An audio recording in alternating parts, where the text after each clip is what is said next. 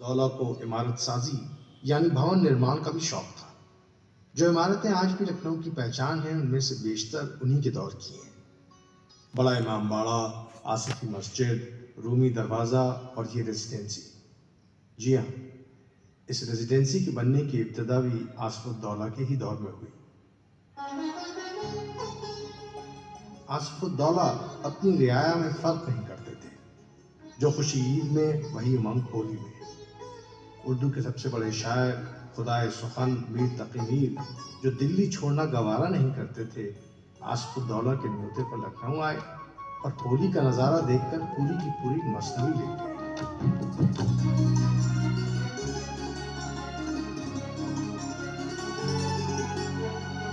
आयो बसंत भये मतवारे, उमंग चली सब बाल कुंवारे।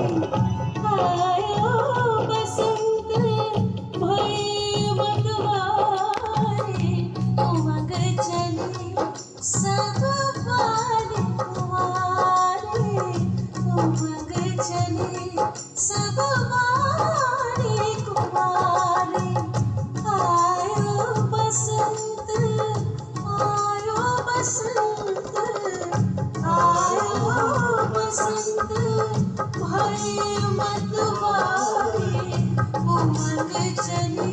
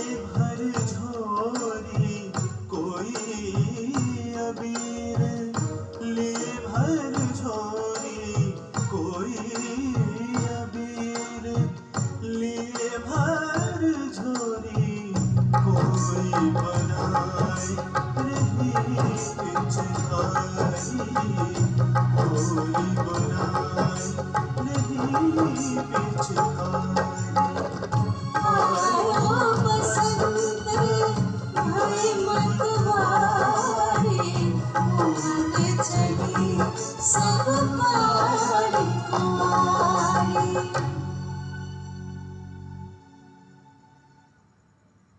उनके दौर में एक बार लखनऊ में ऐसा भीषण सूखा पड़ा कि हरा भरा खिला खिला लखनऊ उजाड़ हो गया। धूल और बवंडर उड़ते नजर आते। खौफनाक सन्नाटे साए साए करते आसिफुद्दौला अपने महल में मायूसी के अंधेरे में कैद गौर व फिक्र करते हुए एक टिमटिमाते चिराग की रोशनी में बैठे थे कि तभी उनके करीबी दोस्त राजा झाऊ लाल वहीं उनसे मिलने के लिए आए। जनाबे आली, लखनऊ की बर्बादी का ये मंजर देखा नहीं जाता।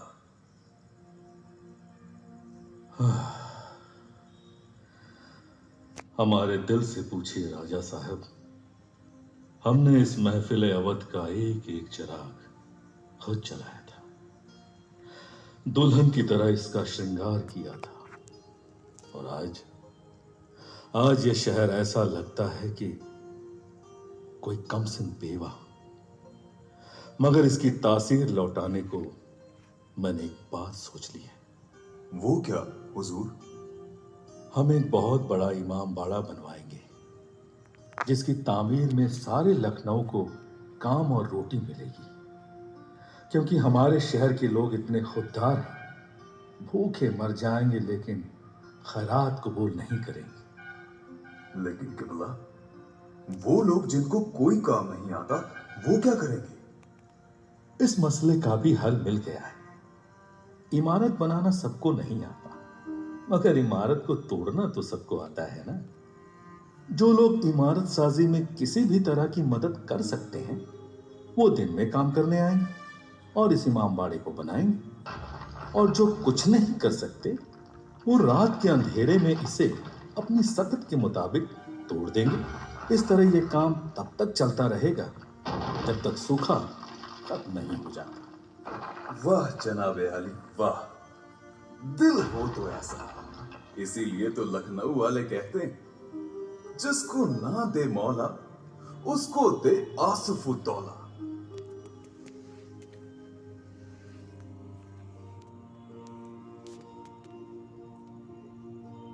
पर जहां एक तरफ लखनऊ तहजीब के मैदान में मुसलसल तरक्की कर रहा था, वहीं दूसरी तरफ रेजिडेंसी में बैठा हुआ अंग्रेज उसकी जड़ों में दीमक की तरह लगकर उसको खोखला कर रहा था। लखनऊ इस खौफनाक हकीकत को भांप नहीं सका। आसफुद्दौला की मौत के बाद उनका बेटा वजीर अली तख्त पर आया, मगर कुछ ही महीनों बाद अंग्रेजों ने कानूनी दावपेच से उसे नाजायज औलाद करार दे दिया और जबरदस्ती गद्दी से हटा दिया, और उसकी जगह एक सोचे समझे षड्यंत्र के तहत सादत अली खान को नवाब का ताज पेश किया। सादत अली खान साहब, अगर आपको अवध की हुकूमत मिल जाए तो अंग्रेजी हुकूमत को क्या दीजिएगा? वैसे तो मैंने ये उम्मीद छोड़ दी है, मगर जो आपकी मेहरबानी से ऐसा हो तो मैं वादा करता हूँ आधा मुल्क अंग्रेजों की नजर कर दूंगा। मुझे तो जो मिल जाए उसी में खुशी से भूल जाऊंगा हुजूर। तो आप खुश हो जाओ, मैं ही आपको खुशखबरी सुनाता हूँ कि आपको ही लखनऊ का नवाब चुना गया है। अब निभाइए अपना वादा। सादत अली खान नवाब तो बन गए, मगर अपने वादे का ख्याल आया तो सन्नाटे में आ गए। उन्हें आधी रियासत अंग्रेजों को देनी पड़ी, जिसका कांटा जिंदगी भर उनके दिल में खटकता रहा, और अंग्रेजों का उन पर यह एहसान अवध को बहुत महंगा पड़ा। 1847 में शायर, गायक और कला पारखी नवाब वाजिद अली शाह ने अवध के शाही तख्त की रौनक बढ़ाई। अदबी बुलंदी और सियासी पस्ती का जो सिलसिला लखनऊ में आसफुद्दौला के ज़माने से शुरू हुआ, वो नवाब वाजिद अली शाह के आते आते अपने अंजाम पर पहुंच गया। ये दौर लखनवी तहजीब की पराकाष्ठा का दौर था, सुनहरा वक्त था। कला और संस्कृति के महान उपासक और संरक्षक के रूप में उन्होंने लखनऊ को हिंदुस्तान का कला संस्कृति का सबसे बड़ा केंद्र बना दिया, जहां दुनिया भर के अहले फनकार आकर बसने लगे। नवाब खुद शायर थे, मुसन्निफ थे, संगीतकार थे और नृतक थे। कथक का लखनऊ घराना उन्हीं के संरक्षण में फूला फला।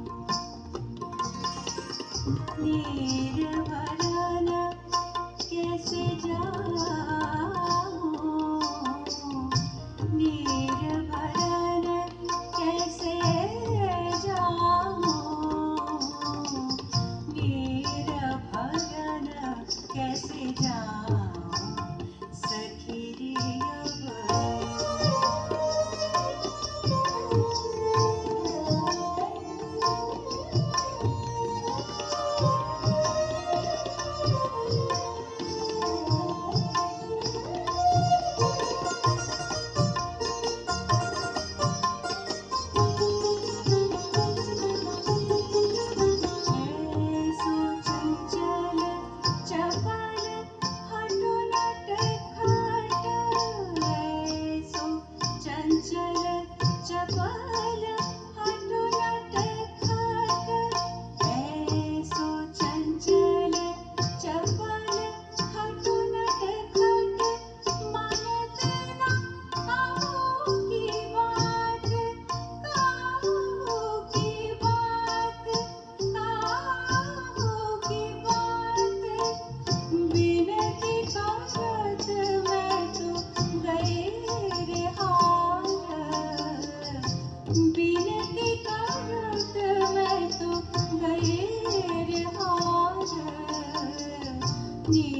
भरन कैसे जाऊं सखी रे अब नीर भरन कैसे जाऊं सखी रे अब डगर चलत मोसे करत रार गए डगर चलत मोसे करत रार गए नीर भरन कैसे जाऊं सखी रे अब नीर भरन कैसे नीर भरन कैसे नीर भरन कैसे जाऊं सखी रे अब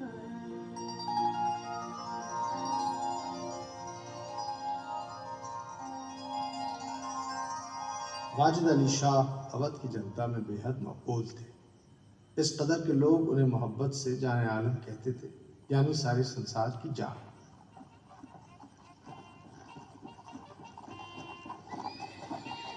मगर ब्रिटिश ईस्ट इंडिया कंपनी के इरादे नेक नहीं थे। वो एक मुद्दत से अवध पर आंख अड़ाए बैठी थी, फरेब और मक्कारी से उसको हथियाना चाहती थी।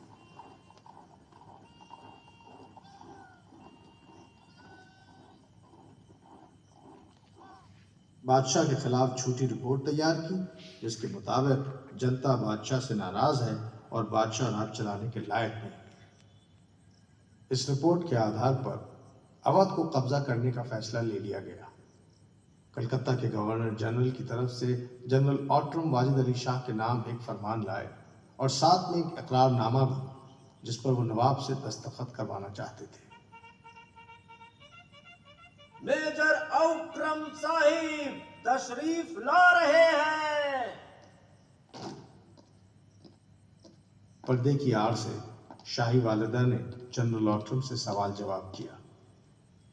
रेजिडेंट साहिब, हम डरावनी अफवाहें सुन रहे हैं कि आप अवध की हुकूमत से हमारे बेटे को बेदखल करना चाहते हैं। यस बेगम साहिबा, मेरे पास एक इकरारनामा है। आउटरम साहब, आप हम पे जाहिर करें कि हमारे बेटे ने ऐसा कौन सा गुनाह किया है जिसकी उसे ये सजा मिल रही है। अवध में बदहुक्मरानी ने हमें ये सख्त कदम उठाने पर मजबूर किया। हमारे बुजुर्गों ने माली नुकसान उठाकर भी कंपनी बहादुर की मदद की है। बेगम साहिबा, आपके बेटे को 12 लाख रुपए सालाना वजीफा दिया जाएगा। और उसके बेटों को, बेटों के बेटों को? नवाब साहब की मौत के बाद ये सल्तनत खत्म समझी जाएगी। या अल्लाह, ये इकरारनामा निहायत बेमानी है। रेजिडेंट साहिब, मैं बादशाह की दादी हूँ, मेरी बात पर गौर फरमाएं। अगर मेरा पोता नाकाबिल है तो उसे बेशक हटा दीजिए, लेकिन इसी खानदान से किसी दूसरे को शाही हुकूमत दीजिए। आप गैर मुल्कियों को हुकूमत छीनने का कोई हक नहीं है। योर एक्सीलेंसी, बेगम साहिबा, आपके खानदान में हमारी नजर में कोई भी इस ऊंचे ओहदे के काबिल नहीं है। 3 दिन के अंदर अगर नवाब ने दस्तखत नहीं किए तो मेरे पास अवध की बागडोर खुद संभालने के अलावा कोई दूसरा चारा नहीं होगा। बेटी, अब आगे कहने को कुछ नहीं रहा। अंग्रेजों को ये सितम बर्पा करने दो। 7 फरवरी 1856 को जनरल ऑट्रम ने अवाम के सामने